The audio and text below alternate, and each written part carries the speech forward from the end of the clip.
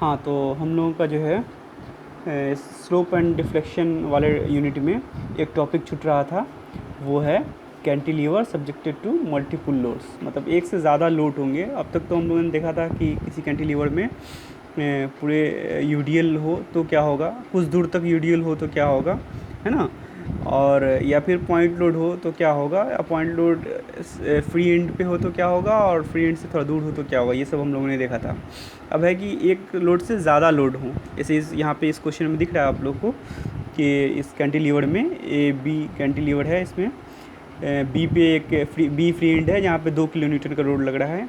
फिर उससे कुछ दूर, फ्री एंड से कुछ दूर 1 मीटर दूरी पे एक दूसरा लोड है 4 किलो न्यूटन का, वो लग रहा है सी पॉइंट पे। ठीक है, तो हमें निकालना है, हमें मतलब ऐसा सिचुएशन दिया जाएगा यहाँ पे एक से ज़्यादा लोड होगा, फिर पूछा जाएगा कि स्लोप एंड डिफ्लेक्शन के बारे में। ठीक है, कि किसी पॉइंट पे कि यहाँ पे टोटल डिफ्लेक्शन कितना होगा इन दोनों लोड की वजह से। जनरली फ्री एंड पे ही पूछा जाता है कि इन दोनों लोड की वजह से फ्री एंड पे कितना डिफ्लेक्शन होगा, और या पूछिएगा कि कितना स्लोप होगा फ्री एंड पे। ठीक है, या इस तरह से पूछ सकता है कि बताइए कि इन दोनों लोड की वजह से मैक्सिमम डिफ्लेक्शन कितना होगा। तो चूँकि मैक्सिमम डिफ्लेक्शन फ्री एंड पे होता है, तो फ्री एंड पे जो डिफ्लेक्शन होगा वही मैक्सिमम डिफ्लेक्शन होगा अपने केस में, है ना, कैंटिलीवर वाले केस में। ठीक है, तो ये क्वेश्चन हम लोग देखते हैं क्वेश्चन में क्या कह रहा है। तो इस क्वेश्चन में ये कह रहा है कि cantilever of length 3 metre carries 2 point load 2 kilo newton at the free end, 2 kilo newton free end पे है, and 4 kilo newton at a distance of 1 metre from the free end. जो 4 किलो न्यूटन वाला load है वो 1 metre दूर है free end से। Find the deflection at the free and. Free end पे डिफ्लेक्शन पूछ रहा है। ये बहुत आसान है कि फ्री एंड पे सिर्फ डिफ्लेक्शन पूछा है। अगर स्लोप भी होता तो भी कोई बात नहीं होता। ठीक है, इसको सॉल्व करने का ये तरीका है कि दोनों लोड की वजह से अलग अलग डिफ्लेक्शन निकालते हैं। मतलब एक लोड की वजह से फ्री एंड पे जैसे पूछ रहा है, तो एक लोड की वजह से फ्री एंड पे कितना डिफ्लेक्शन होगा, फिर दूसरे लोड की वजह से उस फ्री एंड पे ही कितना डिफ्लेक्शन होगा। ये हम मतलब ऐसे बनाते हैं इसको। जैसे ये वाला अपना जो केस है, इसको हम ये लिख सकते हैं कि एक कैंटिलीवर है और जिस पे सिर्फ फ्री एंड पे लोड लग रहा है। एक तो ये केस हो गया। दूसरा ये मानेंगे कि यही कैंटिलीवर है, ठीक है, और इसमें जो है सिर्फ ये वाला लोड लग रहा है। ये 2 किलो न्यूटन था और ये जो है 4 किलो न्यूटन वाला लोड लग रहा है। दोनों को अलग अलग बनाएंगे। एक जब यहाँ पे सिर्फ 2 किलो न्यूटन वाला फ्री एंड पे लग रहा है, तो इसके वजह से फ्री एंड पे ही क्या डिफ्लेक्शन होगा वो निकालेंगे। तो वो रेडीमेड फार्मूला हम लोग के पास है अवेलेबल कि 2 किलो न्यूटन का लोड जब फ्री एंड पे लगता होगा तो क्या यहाँ पे डिफ्लेक्शन होता है फ्री एंड पे। उसका रेडीमेड फार्मूला है जो पीछे के केस में हम लोग देखे थे, तो वो निकाल लेंगे। फिर दूसरा कि जो 4 किलो न्यूटन वाला लोड है, अगर फ्री एंड से कुछ दूर होता है, 4 किलो न्यूटन या कोई भी लोड, अगर फ्री एंड से कुछ दूर पे कोई एक लोड लगता है, तो उसकी वजह से फ्री एंड पे क्या डिफ्लेक्शन होता है, ये भी हम एक केस देख चुके हैं पीछे में, है ना, और उसका भी हम लोग के पास रेडीमेड फार्मूला अवेलेबल है। तो इसकी वजह से डिफ्लेक्शन जो होगा फ्री एंड पे वो निकाल देंगे, और इस लोड की वजह से डिफ्लेक्शन जो होगा फ्री एंड पे, है ना, वो निकाल देंगे, और दोनों को जो है हम लोग ऐड कर देंगे। ठीक है, दोनों डिफ्लेक्शन को ऐड कर देंगे तो वो फ्री एंड पे टोटल डिफ्लेक्शन होगा दोनों लोड की वजह से। ठीक है, तो यहाँ पे उसने गिवन डाटा में लिख दिया है, लेंथ दिया हुआ है तो लेंथ लिख दिया, चूँकि मीटर में था तो उसको mm में करने के लिए 3000 mm कर दिया। W1 जो पहला लोड है वो 2 किलो न्यूटन है, तो 2000 न्यूटन हो गया। फिर जो है W2 जो है 4 किलो न्यूटन है, तो 4000 न्यूटन कर दिया। A जो है, A मतलब कि फ्री एंड से दूरी है ना, ये A हो गया और ये L माइनस A हो गया, यही मानते थे, है ना। ये A दूरी हो गया, ये L माइनस दूरी, टोटल लेंथ L है, तो टोटल L जो है 3 मीटर है। A हो गया 1 मीटर, डिस्टेंस AC इसमें इसने उल्टा माना है ना, इसमें ये मान लिया कि A ये वाला हो गया, ये 2 मीटर है, और इसको L माइनस A रखा। ठीक है, तो ऐसा ही बना सकते हैं हम लोग। तो इसको हम रब कर देते हैं। ये जो है आपका ये 2 मीटर है और ये 1 मीटर है ना, तो इसको इसने A मान लिया, तो ये वाला जो हो गया आपका ये L माइनस A हो जाएगा। ये जो ये स्पेन है ना, ये L माइनस A हो गया। तो ये A जो है अपना 2 मीटर हो गया। ये E दिया हुआ है, न्यूटन पर mm स्क्वायर में था, तो वो लिख लिया। I दिया हुआ है तो वो भी ठीक है।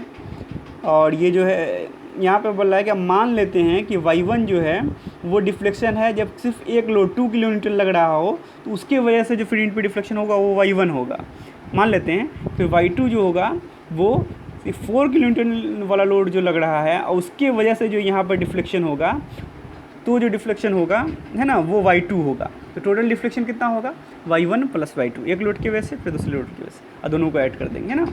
सिंपल सी बात है। तो ठीक है, हम देखते हैं कि आगे क्या क्या हुआ क्या हुआ है उन्होंने।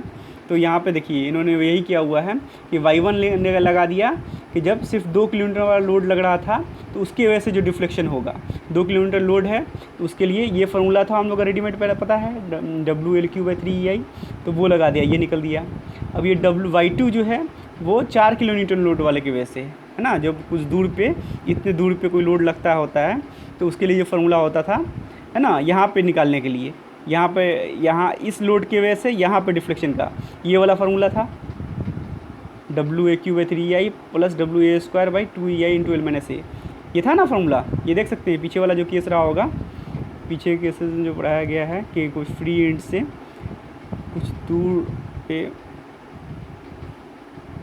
हाँ ये वाला केस देखो, ये केस पढ़ाया गया था ना कि कुछ दूर पे कोई W लोड लग रहा है तो उसकी वजह से यहाँ पे आपके फ्री एंड पे कितना डिफ्लेक्शन होगा उसका ये देखो फॉर्मूला आया हुआ है, YB = ये WAQ/3EI + WA²/2EI × L-A, यही फार्मूला वहाँ यूज़ किया हुआ है ना। तो ये वाला फार्मूला जो है यहाँ पे, हाँ इन्होंने ये यूज़ किया, यही सेम फार्मूला है। इस लोड के वजह से यहाँ पे जो डिफ्लेक्शन होगा ये यूज़ कर दिया, और इससे हमारा जो है ये इसको सॉल्व किया तो ये इतना आ गया है ना। तो इन दोनों y1 और y2 दोनों को जोड़ दिया, मतलब एक लोड के वजह से और दूसरे लोड की वजह से टोटल डिफ्लेक्शन, इन दोनों को ऐड करके फाइनल डिफ्लेक्शन हमारा निकल गया। तो ईजी है, बस दोनों की वजह से अलग अलग जो डिफ्लेक्शन होगा वो कैलकुलेट कर लेते हैं, फिर उसको सम कर देते हैं। तो इस तरह से टोटल डिफ्लेक्शन हम लोग को पता चला। इसी तरह अगर θ1 यहाँ पर टोटल डिफ्लेक्शन भी पूछा होता तो पहले एक θ1 निकालते हैं, है ना। तो वो होता कि सिर्फ इस 2 किलोमीटर वाले लोड की वजह से यहाँ पे क्या स्लोप आएगा, फिर θ2 निकालते हैं कि इस 4 किलोमीटर वाले लोड की वजह से यहाँ पे क्या स्लोप बनेगा, दोनों को निकाल के फिर ऐड कर देते हैं, वो फाइनल θ हो जाता। इन दोनों लोड के कम्बिनेशन की वजह से यहाँ पे क्या स्लोप बनेगा, तो वो भी निकल जाता, लेकिन ये पूछा नहीं हुआ है इसलिए यहाँ पर नहीं निकाले हैं ना। तो ये केस हो गया हम लोग का।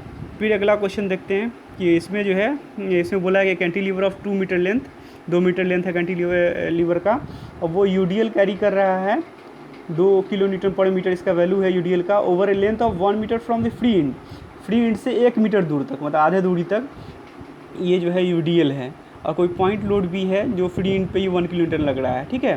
Find the slope and deflection at the free end, जो अभी हम बता रहे थे कि स्लोप भी निकालना होगा, बी तब कैसे लगा देंगे, तो स्लोप भी, इस क्वेश्चन में स्लोप भी पूछा हुआ है, डिफ्लेक्शन भी पूछा हुआ है फ्री एंड पे, ई दिया हुआ है हमारा और आई दिया हुआ है, ठीक है।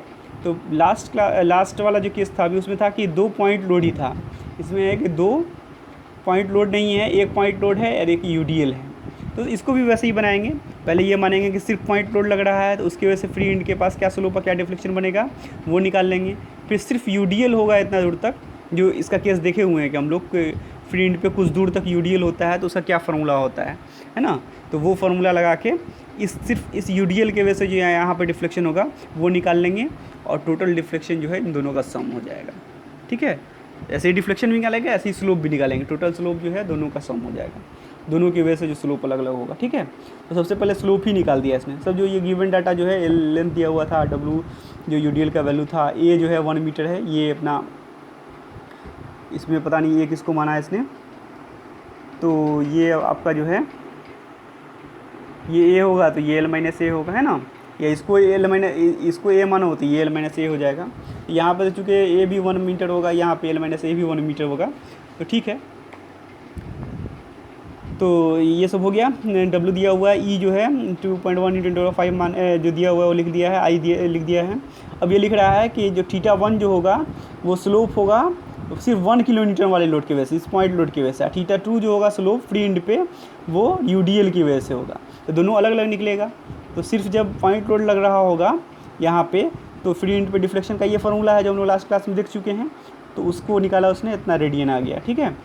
फिर θ2 सिर्फ यूडीएल लग रहा हो यहाँ तक, तो उसकी वजह से यहाँ पे क्या स्लोप बनेगा, तो इसका ये फार्मूला है, ठीक है, जो हम लोग लास्ट क्लास में देखे हैं। तो इसका ये फार्मूला है, तो उसको अप्लाई कर दिया उसने, तो इसका इतना रेडियन आ गया। तो टोटल स्लोप जो यहाँ पे बनेगा फाइनली वो इन दोनों लोड के कम्बिनेशन से हो रहा है, तो दोनों के वजह से जो स्लोप हो रहा है उसको ऐड कर देंगे। ये जो है टोटल स्लोप जो है θ1 + θ2 इन्होंने कर दिया यहाँ पे, तो ये फाइनल इतना रेडियन आ गया। ठीक है, तो एकदम ईजी चीज़ है, बस अलजेब्राइक सम कर देना है ना, स्लोप को भी या डिफ्लेक्शन को भी। बस आपको फार्मूला ये याद होना चाहिए कि उस जगह पे यहाँ लोड लगता है तो फ्री एंड पे डिफ्लेक्शन या स्लोप का क्या फार्मूला है। ठीक है, फिर अब डिफ्लेक्शन निकालने के लिए वैसे ही किया है, मान लिया है कि कोई y1 जो है डिफ्लेक्शन होता है वो सिर्फ एक 1 किलो न्यूटन के वाले लोड की वजह से, 1000 न्यूटन मतलब 1 किलो न्यूटन वाले लोड की वजह से। अब y2 जो है डिफ्लेक्शन है UDL की वजह से। ठीक है, तो y1 के लिए फ्री एंड पे जो कोई लोड होता है पॉइंट लोड, उसके लिए जो फार्मूला है ये वाला फार्मूला है WL/3I, तो वो लगा दिया तो y1 निकल गया है पॉइंट लोड की वजह से डिफ्लेक्शन। अब y2 UDL जब कुछ दूर तक रहता है फ्री एंड से, तो उसके लिए ये वाला लंबा चौड़ा फार्मूला जो था, जो आप लोग याद किए होंगे ना, तो ये उसने अप्लाई कर दिया उसने, तो UDL की वजह से फ्री एंड पे जो डिफ्लेक्शन होगा वो निकल जाएगा, है ना। ये फार्मूला इन्होंने पुट किया, सारे वैल्यूज़ लगाई, तो ये हमारा सिंप्लीफाई होकर इतना आ गया 0.224 mm। ठीक है, यहाँ पे 0.190 mm आ गया। अब जो फाइनल डिफ्लेक्शन होगा क्या होगा, इन दोनों का सम होगा। ठीक है, ये जो है आपको लोग को थोड़ा याद करना पड़ेगा ना, 2 बार प्रैक्टिस करोगे तो ये याद हो जाएगा कि कोई UDL जो है फ्री एंड से कुछ दूर तक रहता है तो उसकी डिफ्लेक्शन का फार्मूला क्या होगा फ्री एंड पे, है ना। तो ये वाला थोड़ा आप 1-2 बार प्रैक्टिस कर लो, ये कैसे आता है तो देख ही लिए पिछले क्लास में। तो एक बार ये आ गया लिखने, तो फिर वैल्यूज़ तो पुट करना है, वैल्यूज़ पुट कर दोगे तो ये अपने आप आ जाएगा। ठीक है, और चाहे जितना भी लोड दे दे, 3 लोड भी दे दो, तो अब तीनों के वजह से अलग अलग डिफ्लेक्शन निकाल के सबको सम कर दोगे, है ना, तो इसलिए टोटल डिफ्लेक्शन निकल जाएगा, वैसे ही टोटल स्लोप भी निकलेगा। ठीक है, तो ये एक ईजी टॉपिक है। अब इसमें कुछ क्वेश्चन जो है आप लोग को दे दिए हैं कि आप लोग घर पे बैठ के होमवर्क कीजिएगा, है ना। ये दोनों क्वेश्चन जो है ये होमवर्क है, आप बनाइएगा घर पे। तो इसमें दिया हुआ है कि कोई कैंटिलीवर बीम है जो 2 मीटर लंबा है, और इसमें जो है carries a uniformly distributed load 2.5 kilo Newton for a length of 1.25 from the fixed in. इसमें फिक्स्ड इन से कुछ दूर तक कोई एक UDL है, उसमें क्या था फ्री एंड से कुछ दूर तक था, यहाँ पे कोई UDL है जो फिक्स्ड इन से कुछ दूर तक है। ठीक है, तो उसका भी फार्मूला हम लोग के पास रेडीमेड पता है, उसके वजह से डिफ्लेक्शन फ्री एंड पे क्या होता है, तो वो लगा देंगे। और कोई पॉइंट लोड है 1 किलो न्यूटन का, वो फ्री एंड पे लग रहा है। ठीक है, तो इसके वजह से find the deflection at the free and पूछ रहा है। सेक्शन ये जो बीम है आपका, उसका सेक्शन बताया कि रेक्टेंगुलर है, 12 मीटर साइड वाइड है, 24 मीटर इसका डेप्थ है। B और D दे दिया तो I नहीं देगा, इसका मतलब B और D दे दिया तो आप I निकाल सकते हैं, BD/12, है ना। इसमें मोमेंट ऑफ इनर्शिया नहीं दिया है, बस B और D दे दिया तो आप I निकाल लीजिए, और E गिवन हो गया है। ठीक है, तो सब कुछ है ही है। बस ये क्वेश्चन इससे कैसा डिफर हुआ इस क्वेश्चन से, इसमें जो है UDL यहाँ पे था, है ना, इसमें UDL जो है यहाँ पे था। अभी वाला जो केस हम दिए हैं उसमें UDL यहाँ पे होगा, पॉइंट लोड यहाँ पे होगा, है ना। तो उसका भी रेडीमेड फार्मूला पता है, आप उसको अप्लाई करोगे और ये बन जाएगा आपका आंसर। ठीक है, और ये जो नेक्स्ट क्वेश्चन है, ये वाला जो प्रॉब्लम है, ये प्रॉब्लम आप लोग को पिछले बार 2019 में पूछा हुआ है। ठीक है, कि ये पूछा हुआ है कि find out the maximum value of slope and deflection. Maximum value का स्लोप डिफ्लेक्शन का क्या मतलब हुआ, फ्री एंड पे पूछ रहा है, क्योंकि फ्री एंड पे ही ना मैक्सिमम डिफ्लेक्शन होता है। सबसे ज़्यादा कितना कहाँ पे झूलेगा, फ्री एंड पे, बाकी जगह तो कम होगा डिफ्लेक्शन और स्लोप दोनों।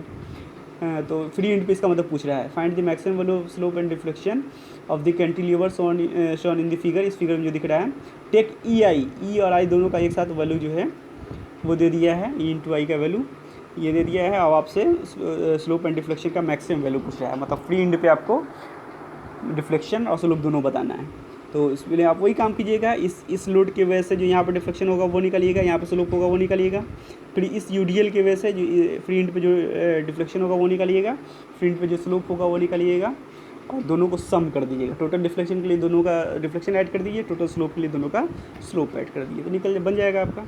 ठीक है, तो ये सब इजी से बनने वाला क्वेश्चन है। ये देखो आपको पूछे हुए पिछले बार आसानी से बना सकते थे आप, है ना, बना सकते हो। ठीक है, तो होप इसके साथ आपका जो है यूनिट 2 जो है ख़त्म हो गया। अब बात होगी यूनिट 3 पे। ठीक है, कुछ डाउट होगा तो वो क्लास में डिस्कस कर लेंगे। ठीक है।